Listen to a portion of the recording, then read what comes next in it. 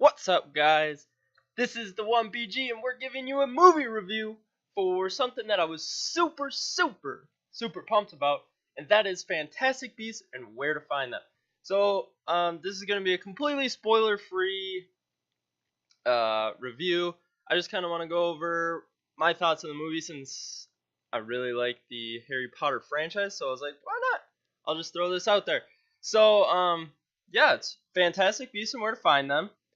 I went and saw it November 17th, so the day that I got released at 10:10.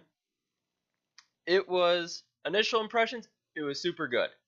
I really liked that it wasn't a Harry Potter it wasn't a Harry Potter movie, but it was. Like it had the same magical sort of sense to it, but at the same time it was new. Like we didn't really have anything to base the movie on. Um, with all the other Harry Potter movies, we have all of the books. Like, oh, this movie didn't put this in there. This movie didn't put this in there.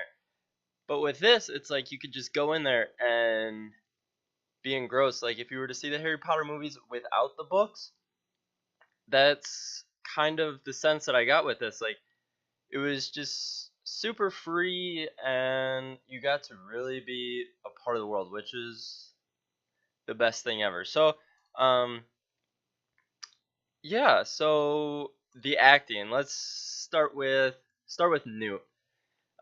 If you don't know, he is the main protagonist in the movie, and he's a Hufflepuff. So I mean, come on, giving some love to my Hufflepuffs out there. And he's like, I got the sense of Hagrid from him. Like he loves these beasts, and he's just kind of awkward. Like he's not socially adept, and I really like that. And he definitely fits the Hufflepuff. Let's go on to Tina, the main female protagonist here, and she was definitely. I really wasn't sure how she was gonna kind of turn around. I mean, without giving too much away, she doesn't seem like she's going to be like a good guy, but she definitely turns out to be, and I really like that. Kind of her journey through the movie, without giving too much away, is it's really nice to see someone move from one end of a spectrum to another. And then we have Mr. Jacob, the nomad, the muggle, and he's so good. Like it's just like if I picture, since I'm obviously not a wizard, um, I feel like this is how I would be in like meeting a wizard and being in that world. Like I just get to experience it all, and it like just kind of it's like a freeing sort of like I just want to be a part of this world. I know I can't be, but just the fact that he was able to live in that time with Newt and the bonds that they made was just amazing. And then we have the last of the quad in Queenie, and oh my gosh, if she isn't Luna. Like the first time she spoke, I was like, oh, that's so Luna. Like definitely Luna Lovegood right there. Um, yeah, she was. I really liked her. Like she was definitely more of a comedic sort of role, but she definitely had some really good moments in the movie, and that's definitely something that I found really nice. Is like every character has their serious times and the comedy times. Like Newt is definitely more of a comedy role, but he also has his really serious times. And Jacob, like seeing him at first, like it's like okay, he's definitely giving the comedy, but he definitely turns out to have a lot of the really serious things going on with his character. So let's get to I don't want to say too much about Graves. He definitely has a very interesting story arc, and yeah. So without giving too much away, it's set in New York in the 1920s, so way before Harry Potter time, and we do meet some very interesting and possibly known characters. Without saying too much, I don't want to give it away, so hopefully go and see it for sure, and you'll definitely know who I'm talking about. But there is some very interesting references to definitely what's going to happen in the future movies. We meet someone in a very, very quick passing that we're like, okay, interesting. I've definitely heard that name before. Definitely don't want to give that one away. Um, yeah, so overall, I thought it was super good. The acting was really good.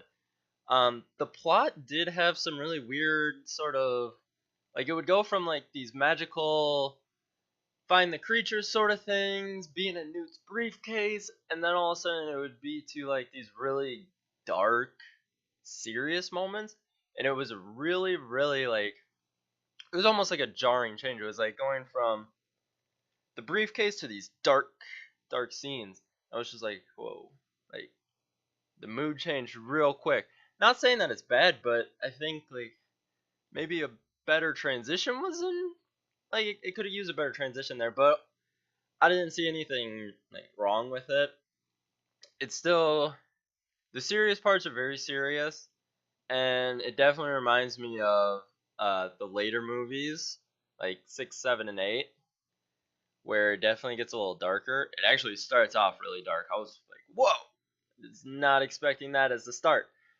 But yeah, the music. I love the music. They did a real good job with the music. Newt's theme, it initially starts off as Hedwig's theme, and then it kind of goes into his own, which I really like his song more in the middle to the end of it. I'm not a big fan of, because like Newt, he's a happy sort of peppy guy, and like there's some parts of his theme that are like super dark. I mean, maybe he has some secrets in the closet. I mean, yeah, but I think like the music did a really good job because it's upbeat and kind of happy, and yeah. Um, Otherwise, it was a beautiful set. Like everything looked super good. Oh, the beasts! How could I forget to talk about the beasts? Oh my gosh, I can't. Oh wow. The beasts were super good. They spent a little too much time, I think, on the Niffler. Um, I really wish we would have seen more of the ones that like we heard about in the books. We don't get a whole lot of those, but like the beasts that we do see are super cool. Like they're super super diverse. Obviously, I mean, what else would you expect? Yeah, they look really good. Like they almost look real. Like I mean, I give props to those visual effects. Like all the magic was super well done. The beasts were super well done. The visual effects were on point. Like super super good. But what else can you really expect from this day and age of movies like that? So overall, resounding. Go and see this movie. It's super good. You need to see it, especially if you like Harry Potter. But I want to remind you guys that this is not Harry Potter. Don't go in this thinking that you're going to see Harry Potter. Like, go into this knowing that this is a different world with different characters, and it's not Harry Potter. Like, this is Fantastic Beasts and Where to Find Them, set in America in the 1920s. Like, it's super. It's not Harry Potter, but it is Harry Potter. Hopefully that gets across. So overall, if I were to rate this on a scale of 1 to 100, I would give it maybe like a 80 to an 85.